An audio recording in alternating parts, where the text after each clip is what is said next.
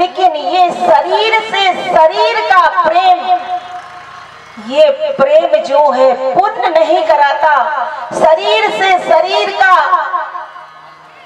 प्रेम जो है जागृत हुआ और पाप होना चालू हो गया। शरीर से शरीर जुड़ा, पाप चालू। ये प्रेम नहीं। प्रेम तो वो है जो कभी खत्म नहीं होता।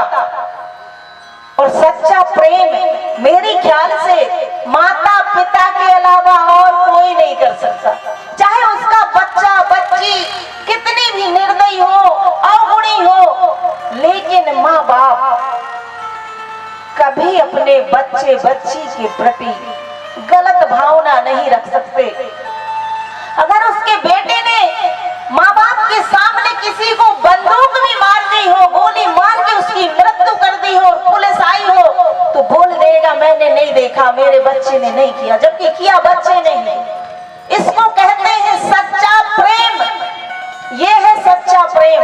ये शरीर से शरीर का संयोग ये पाप कराता है। ये प्यार व्यार कुछ नहीं है।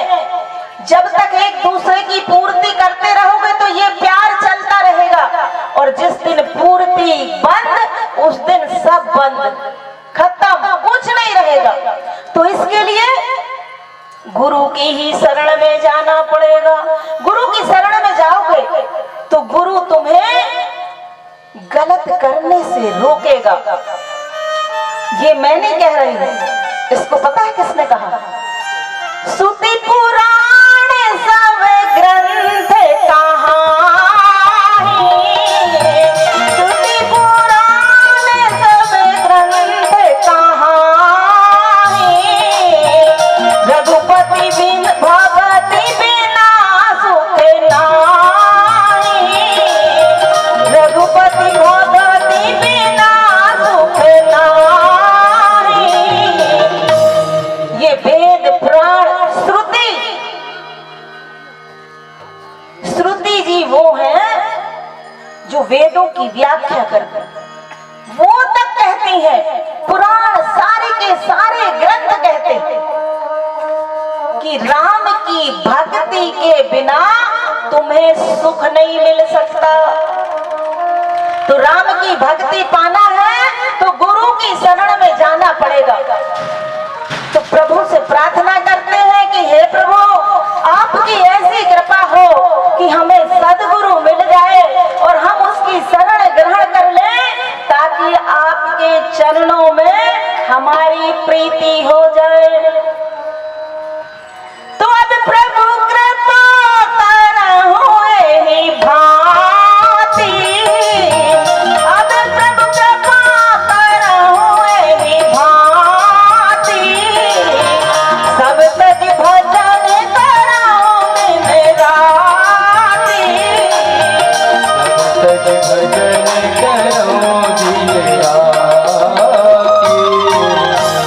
प्रभु से प्रार्थना करते हैं कि हे प्रभु, आपकी ऐसी कृपा हो, आप ऐसी कृपा करो कि सारे खटपटों को त्याग कर हम आपके चरणों में अपने आप को समर्पित कर दें। और ये ध्यान रखना, हमारा और आपका जीवन, ये फूल तो फटाक से तोड़ के लाते और भगवान की शरण में चढ़ा देते हैं।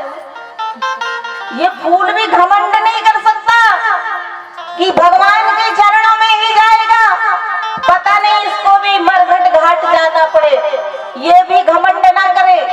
ऐसे ही हम और आप एक फूल के जैसे ही हैं। जब हम पैदा होते हैं तो फूल की बौनी होते हैं, और जब हम फूल जैसा खिलता है तो हम युवा अवस्था में आ जाते हैं।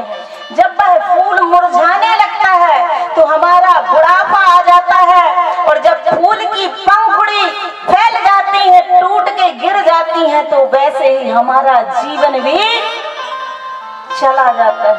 तो इस फूल को भले ही भगवान के चरणों में मत चढ़ाना, लेकिन स्वयं को एक फूल समझ के जिस दिन भगवान के चरणों में अपने आप को समर्पित कर दोगे कि हे प्रभु, आज से मैं आपकी चरण में शरण ग्रहण करता हूँ या करती हूँ, उस दिन से समझ लेना कि तुम्हारा कभी अनर्थ हो नहीं सकता, क्योंकि फिर प्रभु की जवाबदारी हो जाएगी कि इसने तो मुझे अपने आपको मेरे चरणों में समर्पित कर दिया।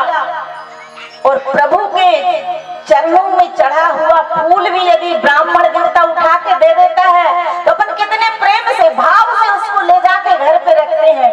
तो जिस दिन तुम अपने आप को भगवान की चरणों में समर्पित कर दोगे तो ये ध्यान रखना कि तुम वह पवित्र पुष्प बन जाओगे कि फिर तुम किसी के साथ अनर्थ नहीं करोगे और ना ही तुम्हारा कोई अनर्थ करेगा।